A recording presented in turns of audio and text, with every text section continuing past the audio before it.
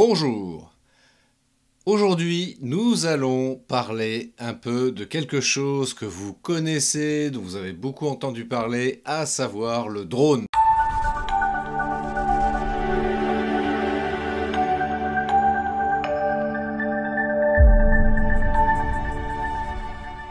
Et oui, le drone est un outil, un objet volant identifié que l'on commence à voir se développer de plus en plus.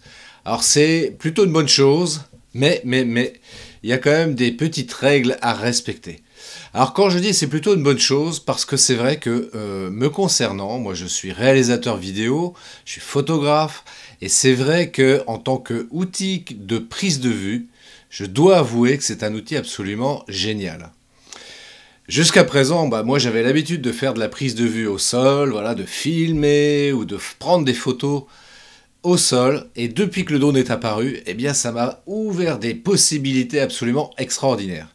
Alors me concernant, c'est vrai que moi j'ai découvert le drone en 2013, je me suis intéressé en tous les cas très sérieusement en 2013, et j'ai commencé à regarder comment on pouvait utiliser le drone. Alors c'est vrai qu'à l'époque, les contraintes, notamment législatives, étaient moins importantes qu'aujourd'hui, pour plein de raisons. C'est vrai que tout simplement, c'était très peu développé encore en 2013, donc il n'y a pas très longtemps, hein, c'était hier. Donc pour pouvoir utiliser le drone jusqu'à présent, il suffisait, et c'est ce que j'ai fait, en tout cas pour un usage commercial, qu'on s'entende bien, oui, parce qu'il y a deux aspects, il y a le drone de loisir, ce qu'on appelle le drone de loisir, et le drone pour un usage commercial. Donc pour le drone de loisir, jusqu'à présent, c'est vrai qu'il n'était nécessaire de disposer d'aucun permis, d'aucun diplôme, d'aucun brevet, quel qu'il soit, pour pouvoir utiliser son drone. Alors que pour le drone, pour un usage commercial, eh bien la règle était de passer ce qu'on appelle le brevet théorique de pilote d'ULM. Et oui, parce que les pratiques et les usages sont allés plus vite que le législateur, et donc on était obligé de passer le brevet d'ULM pour pouvoir piloter un drone dans le cadre d'un usage commercial, je tiens à le préciser, parce qu'encore une fois, pour le drone de loisir, aucune obligation, on pouvait acheter un drone et le faire voler, j'oserais dire un petit peu comme on veut et où on veut.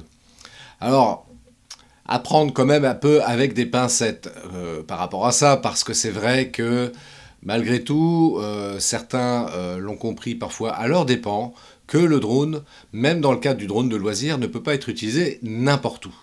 Et notamment en zone urbaine, en agglomération, c'est strictement interdit. Voilà, ça c'est une règle qui reste valable actuellement encore aujourd'hui. C'est interdit dans le cadre du drone de loisir d'utiliser son drone donc en ville, dans des zones urbaines ou dans des zones peuplées également. Donc bien vérifier également que l'on ne soit pas dans une zone considérée comme interdite au vol de drone.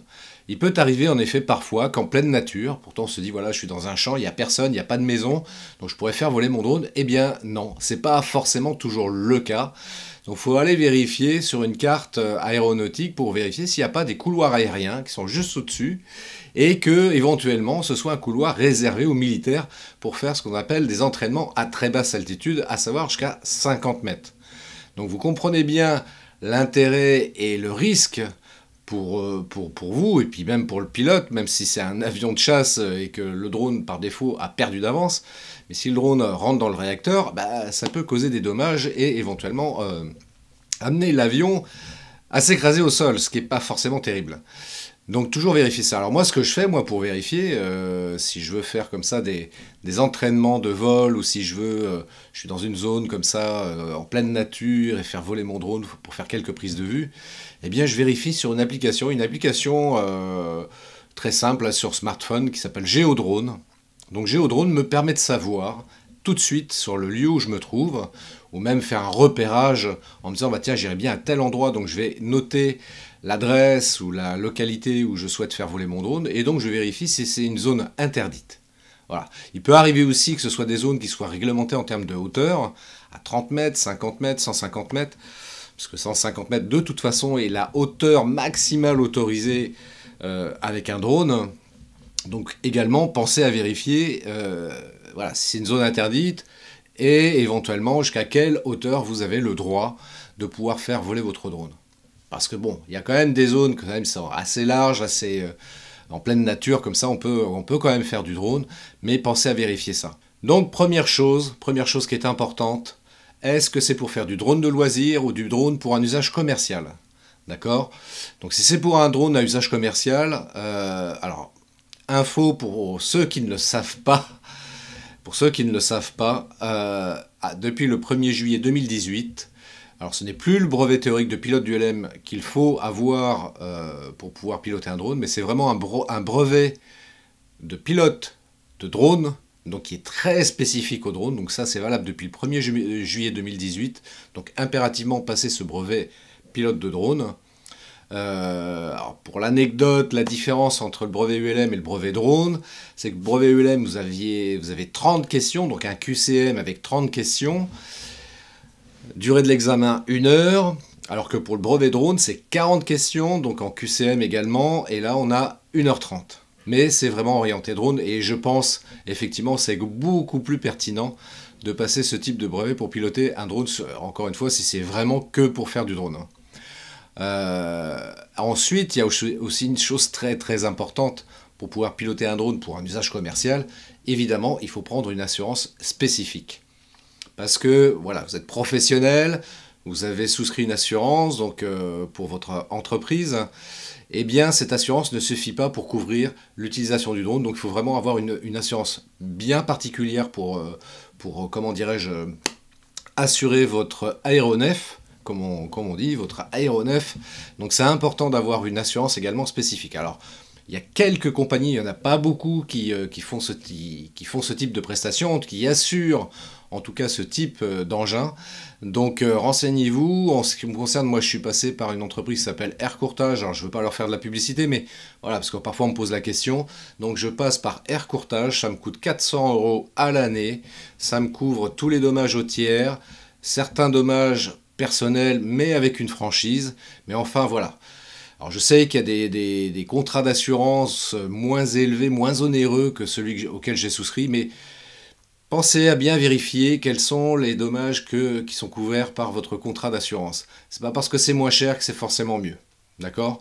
Donc, par rapport à votre cas, à votre situation, regardez bien les petites lignes, savoir qu'est-ce qui est couvert lorsque vous utilisez votre drone. Moi, c'est la première chose que j'ai faite, donc c'est pour ça que j'ai pris ce contrat-là, qui convenait parfaitement à l'utilisation que je pouvais faire avec mon drone. Alors, voilà, ça me coûte 400 € à l'année. Si je veux, comment dirais-je, assurer un deuxième ou d'autres drones dans cette compagnie, ça va me coûter, je sais plus, je crois que c'est 20 € de plus à l'année, donc c'est voilà, c'est pas grand-chose non plus. Voilà, et ça me couvre en tous les cas très très bien par rapport au tiers, par rapport aux dommages qu'éventuellement mon drone pourrait causer. Et c'est déjà quand même énorme. Parce que c'est vrai qu'il ne faut pas perdre de vue que le drone, c'est un bel engin, on peut faire de belles choses, mais ce n'est pas un jouet. Donc c'est à manipuler avec beaucoup de précautions. Et s'il tombe sur quelqu'un, ça peut faire de très gros dégâts. Voilà, donc ceci étant dit, voilà, on peut faire de très belles choses. Alors le deuxième point, donc c'est quoi l'avantage justement par rapport à ça, par rapport à l'utilisation du drone comme outil de prise de vue, mais bien évidemment, vous le savez mieux que moi, il suffit de regarder les journaux télévisés, les reportages, les émissions où on voit maintenant de plus en plus l'utilisation de drones pour réaliser certains plans, et c'est vrai, il faut le dire, que ça apporte une autre dimension que de simples prises de vue réalisées au sol. Surtout quand on est dans un cadre qui est absolument magnifique. Moi, j'avoue que j'ai vraiment plaisir à utiliser le drone pour faire des prises de vue aériennes. En plus, l'avantage par rapport, par exemple, à un ULM ou un hélicoptère, bien évidemment, le premier point, c'est que c'est beaucoup moins cher. Moi, c'est le type de prestation que je propose donc à mes clients, aux entreprises avec lesquelles je suis en contact. Et par rapport à la location d'un ULM ou d'un hélicoptère, évidemment, ça coûte beaucoup moins cher. Certains avancent même que c'est écologique. Alors oui, d'une certaine manière, parce que le drone, ce sont des batteries qui sont dessus, donc il n'y a pas de... comment dirais-je, il n'y a pas de moteur thermique, donc ça ne pollue pas l'air d'une certaine manière, en tout cas directement, puisque d'autres avancent l'idée que, bah oui, mais enfin bon, l'électricité est produite par quoi? Je vous le donne en mille, par le nucléaire, et ça, c'est un autre débat.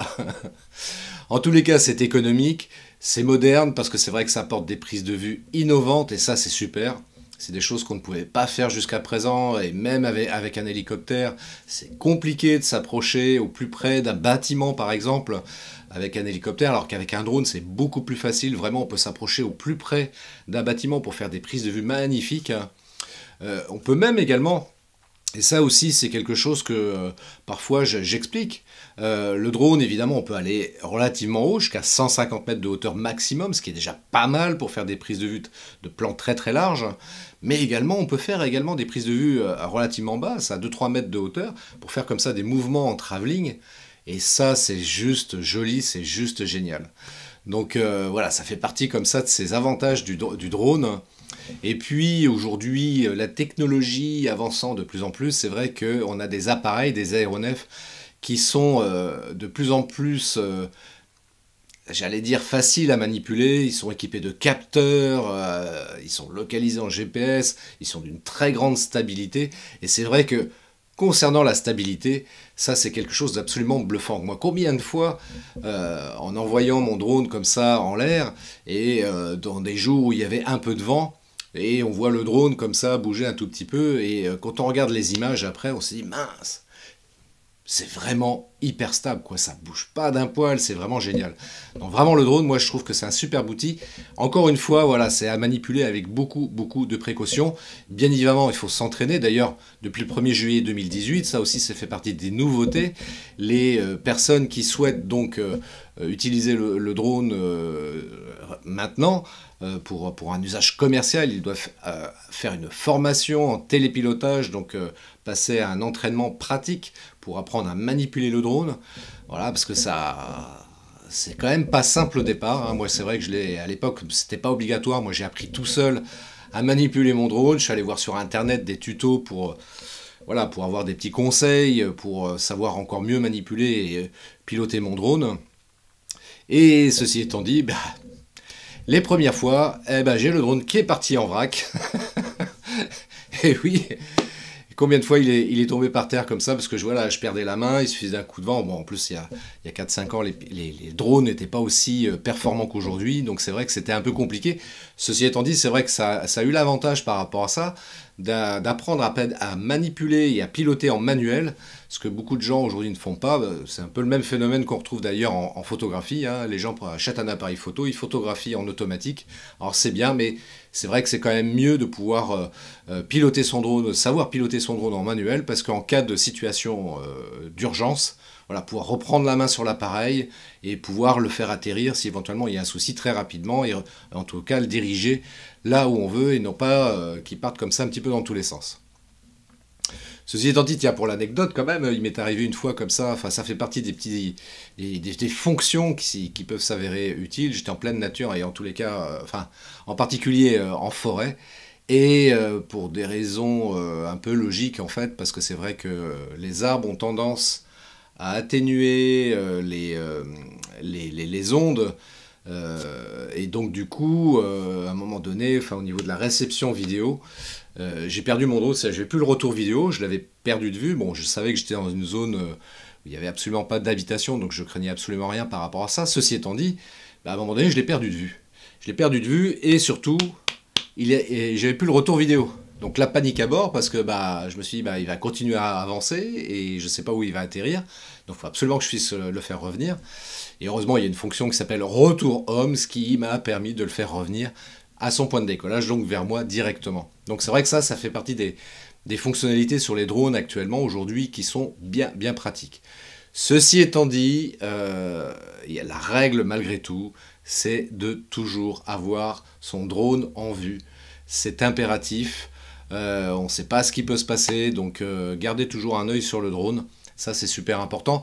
De la même manière, aujourd'hui, on peut également travailler avec des casques, ce qu'on appelle les casques FPV. Donc, on est en immersion totale dans le drone. C'est comme si on était dans le drone, et on voit ce que le drone voit directement ici dans ce casque.